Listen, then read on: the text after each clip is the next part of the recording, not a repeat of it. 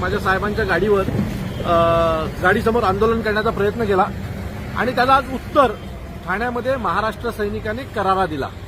जवळजवळ उद्धव ठाकरेंच्या ताफ्यातल्या 16 ते 17 गाड्या आमच्या महाराष्ट्र सैनिकांनी नारळाने फोडल्या। कारण तुम्ही सुपाऱ्या मारल्यात तर आम्ही नारळ मारणार आणि शेण मारलं गेलं। गडकरीला जे काय झालं ते तुम्ही सगळ्यांनी पाहिलं असेल। माझी सर्व शिवसैनिकांना सांगणं आहे की कृपया राजसाहेबांच्या नादाला लागू नका। माझ्यासारखे हजारो वेडे हे महाराष्ट्र नवनिर्माण सेनेमध्ये काम करतात, सन्माननीय राजसाहेबांच्या आदेशाचं पालन करतात। आज आम्ही गडकरीपर्यंत आलो, तुमच्या गाड्यांपर्यंत आलो, उद्या आम्ही तुमच्या घरपर्यंत पण येऊ।